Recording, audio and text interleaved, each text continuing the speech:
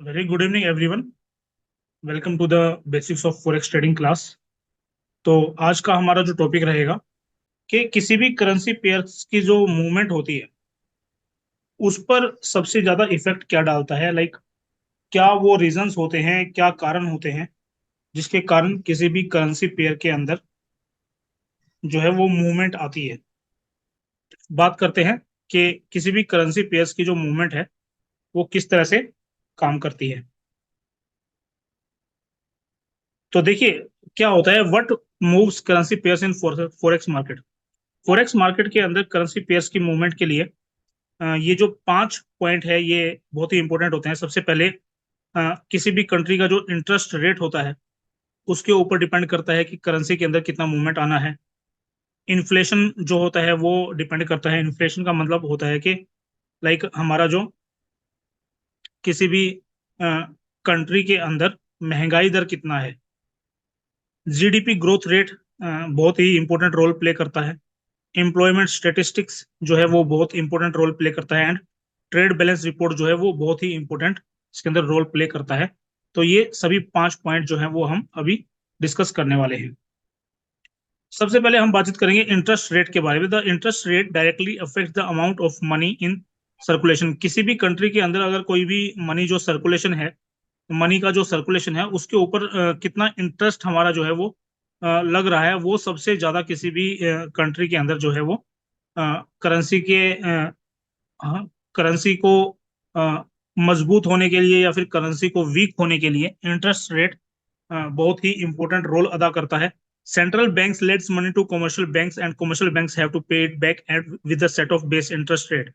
तो क्या होता है कि किसी भी कंट्री के अंदर अगर आप देखेंगे तो वहां पर आपको पता लगेगा कि किसी भी कंट्री का जो है उसका कभी ना कभी ऐसा होता है कि वो एक कंट्री जो है वो दूसरे कंट्री से कभी कभी क्या होता है, कुछ अमाउंट जो है वो एज अ लोन लेती है। एंड उस लोन के ऊपर कितना इंटरेस्ट पे किया जाता है एंड कितना लोन कोई भी कंट्री ले रही है तो उसके ऊपर डिपेंड करता है कि उस कंट्री की जो करेंसी है वो कितनी मजबूत होने वाली है, कितनी वो करेंसी जो है वो वीक होने वाली है। अगर किसी भी कंट्री के ऊपर किसी भी कोई भी कर्जा नहीं ले रहा है कोई भी देश, तो सबसे जो है मजबूत करेंसी उस देश को माना जाएगा।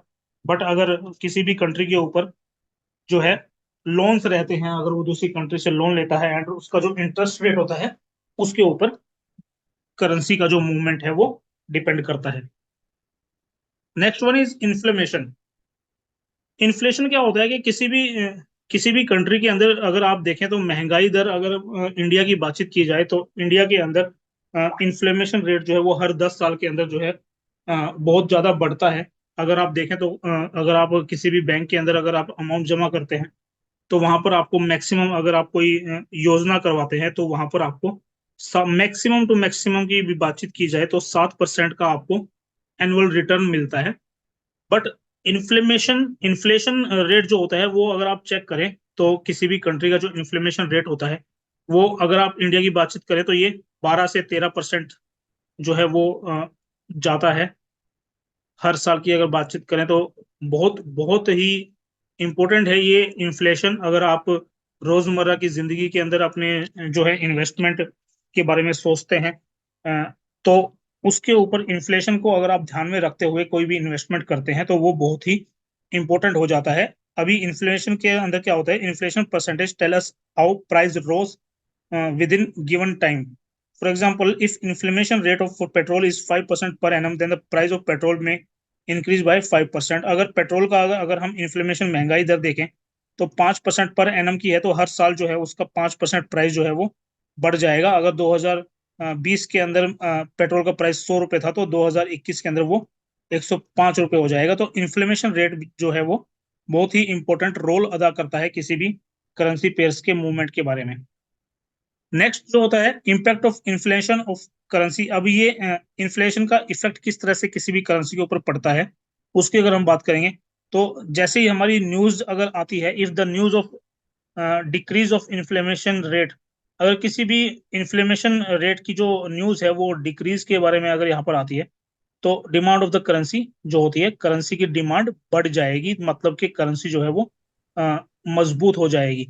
अगर इन्फ्लेशन रेट जो है उसको अगर हम इंक्रीज कर दें, इन्फ्लेशन को अगर इंक्रीज करेंगे, तो करेंसी की डिमांड जो है वो घट जाएगी, मतलब कि करेंसी जो है वो वीक हो जाएगी। तो इस तरह से हमें सारी चीजें जो है वो इंक्लूड करनी होती हैं।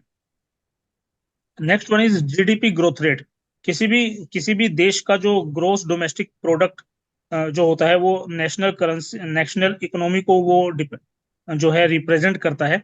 ग्रोस डोमेस्टिक प्रोडक्ट अगर आप देखें तो जीडीपी किसी भी कंट्री की अगर ज्यादा होगी, तो उसके अकॉर्डिंग ही उसके जो नेशनल इकोनॉमी है वो booming economy and currency of the economy becomes stronger.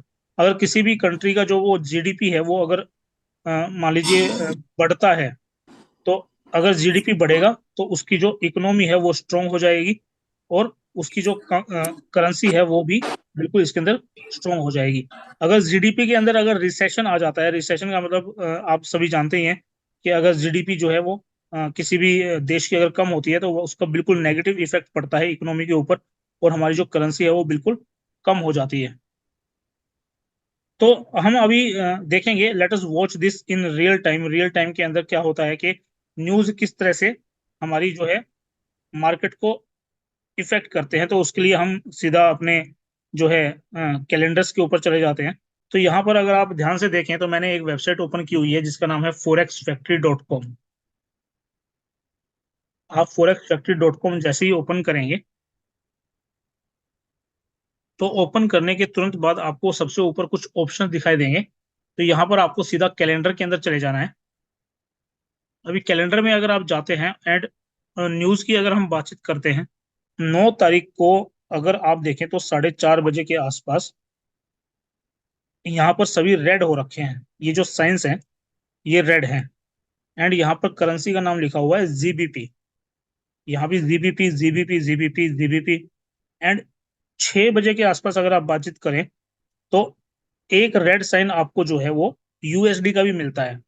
तो अगर आप ध्यान से देखें तो कल अगर आप मार्केट को नोटिस करेंगे तो 4:30 के आसपास जब ये बीओई मॉनेटरी पॉलिसी रिपोर्ट आएगी, मॉनेटरी पॉलिसी समरी आएगी, MPC official bank rate votes आएंगे, या फिर ऑफिशियल बैंक रेट्स जो है वो आएंगे, तब आप देखेंगे कि जीबीपी के जितने भी करेंसी के पेयर्स हैं जिसके अंदर जीबीपी इंक्लूड रहेगा, जीबीपी जेपीवाई की बात करें, यूएसडी जीबीपी की बात करें, या फिर कोई भी करेंसी पेयर जिसके साथ आपको ग्रेट ब्रिटेन पाउंड का पेयरिंग दिखाई देगा, उस करेंसी के अंदर मूवमेंट जो है वो बहुत जबरदस्त मूवमेंट आने वाला है कल 4:30 बजे के आसपास।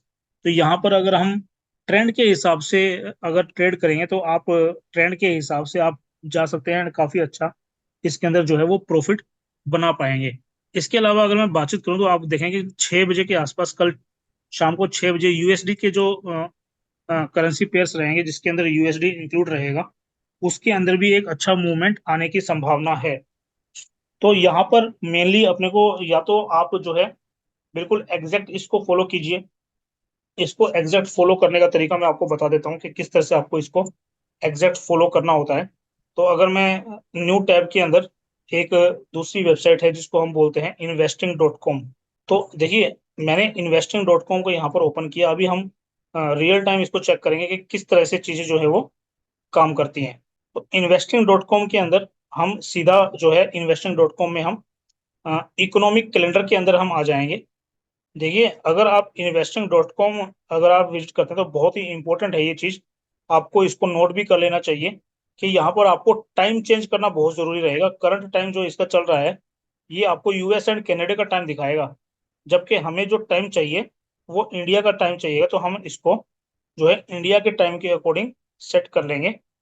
तो इंडिया का जो टाइम रहेगा वो चेन्नई, कोलकाता एंड न्यू दिल्ली, जो कि जीएमटी +5:30 होता है। तो इसको जैसे ही मैं चेंज करूंगा तो आप यहाँ पर देखेंगे कि 4:30 यहाँ पर बिल्कुल शो कर रहा है BOE MPC vote cut April month का। और यही अगर हम देखें तो BOE मॉनेटरी पॉलिसी रिपोर्ट, तो ये वो न्यूज़ हैं जिसको आपको ध्यान में रखना है। अभी ये न्यूज़ इम्पैक्ट कैसे होंगी वो मैं आपको बता देता हूँ। तो हम किसी भी एक न्यूज़ के ऊपर जो है वो क्लिक कर लेते हैं। तो इसको हमने क्लिक किया। इसको क्लिक करने के बाद देखिए आप यहाँ पर क्या शो हो रहा है।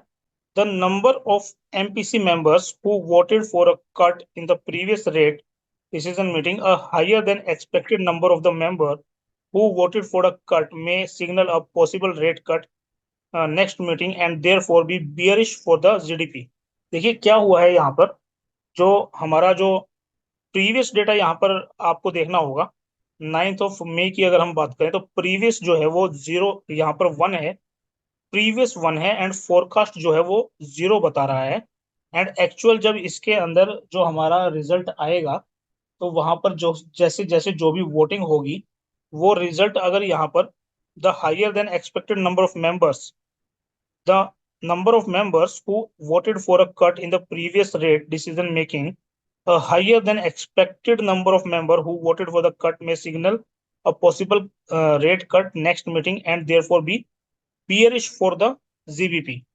bearish bearish का मतलब कि नीचे जाएगी अगर हायर आ जाता है।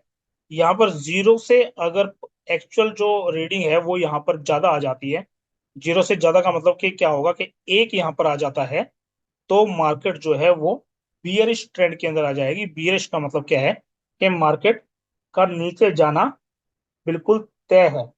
ये लाइक न्यूज के अकॉर्डिंग अगर आप ट्रेड करते हैं तो आपको बहुत अच्छे यहाँ पर बेनिफिट्स मिल जाते हैं। आपको बस थोड़ा सा इसको जो है वो डेली बेसिस पर आपको इन द मॉर्निंग मॉर्निंग में आपको स्टडी करना होगा।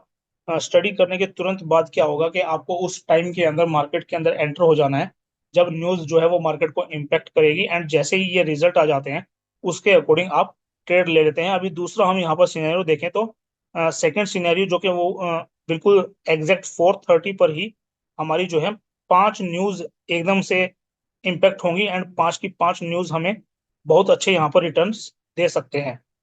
तो सेकंड की अगर मैं बातचीत करूं तो यहाँ पर भी यही रहेगा कि higher than expected number of members who voted for the hike may signal a possible rate therefore the bullish for the GBP. Simple सा यहाँ पर देखिए कि प्रीवियस जो है वो जीरो था, फोरकास्ट जीरो है।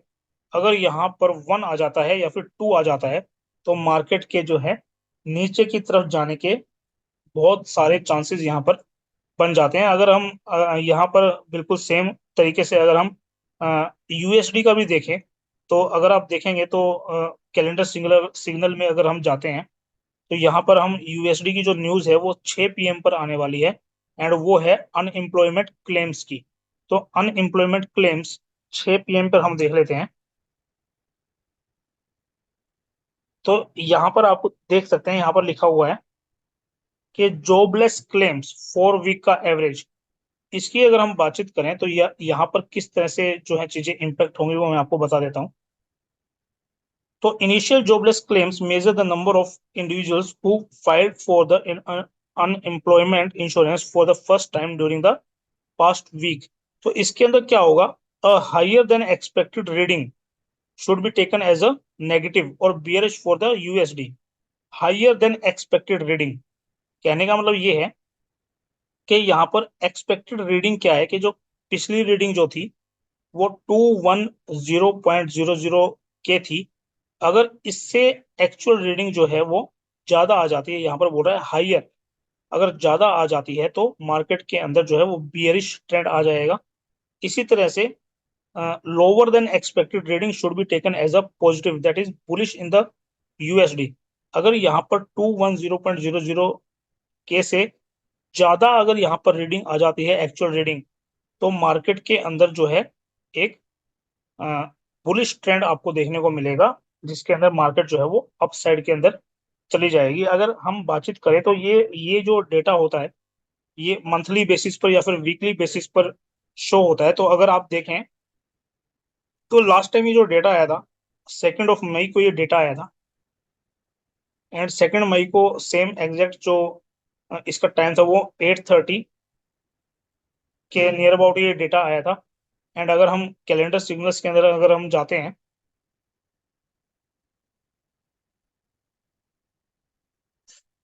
सॉरी, अगर अगर अगर हम 2 मई का ये डेटा के अकॉर्डिंग हम देखेंगे तो क्या हुआ था कि जो प्रीवियस जो इसके अंदर डेटा था वो 213.50 था, एंड यहाँ पर जो एक्चुअल आया था वो 210, मतलब कि ये ज्यादा था, ये कम था। तो इसके अकॉर्डिंग आप थोड़ा सा मार्केट के अंदर रिसर्च कीजिएगा कि जब भी ऐसा हुआ है कि हायर देन एक्सपेक्टेड, बट यहाँ पर क्या हुआ था कि एक्सपेक्टेड से कम आया था। तो कम आया था तो मार्केट के अंदर जो है एक बुलिश ट्रेंड बिल्कुल बना होगा 2 मई को। ये आप बैक मार्केट के अंदर आप एक बार चेक कर लीजिएगा। तो इस तरह से आप जो है न्यूज के अकॉर्डिंग आप ट्रेडिंग कर सकते हैं।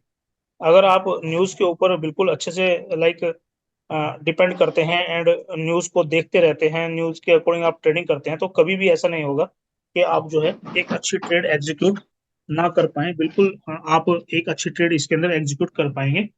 तो ये सब चीजें थी कि किस तरह से हमारी जो न्यूज है वो मार्केट को जो है वो इफेक्ट करती हैं। एंड तो इस यही चीजें हैं। अगर आप न्यूज के अकॉर्डिंग अगर चलते हैं, मार्केट को अगर आप विजिट करते हैं, तो बहुत अच्छी आपको इसके अंदर चीजें देखने को मिल जाती हैं। तो अभी अभी मैं आपको बताता हूं कि किस तरह से और दूसरी चीजें जो इसके अंदर वर्क करती हैं। एम्प्लॉयमेंट स्टेटिस्टिक्स, किसी भी कंट्री का जो एम्प्लॉयमेंट स्टेटिस्टिक्स है उसके अकॉर्डिंग भी हमारी जो करेंसीज हैं वो हमें मूवमेंट देती हैं। अगर किसी भी कंट्री का जो एम्प्लॉयमेंट रेट है वो अगर बढ़ता है, एम्प्लॉयमेंट रेट अगर ऊपर की तरफ ग्रोथ करता है, तो स्ट्रॉन्ग इकोनॉमी उसको हम कह सकते हैं। इसका मतलब कि वो करेंसी जो है वो बहुत ही स्ट्रॉन्ग करेंसी है, उसका जो प्राइस है वो बढ़ने वाला है, वो करेंसी का प्राइस ऊपर जाता है। इसी तरह से अगर एम्प्लॉयमेंट रेट जो है वो अगर नीचे की तरफ आता है, तो वो इकोनॉमी जो है वो वीक इकोनॉमी के अंदर काउंट होती है, और उसको हम वीक करेंसी कह सकते हैं। Next one is trade balance report. किसी भी कंट्री का ट्रेड बैलेंस रिपोर्ट बहुत ही इंपॉर्टेंट होता है।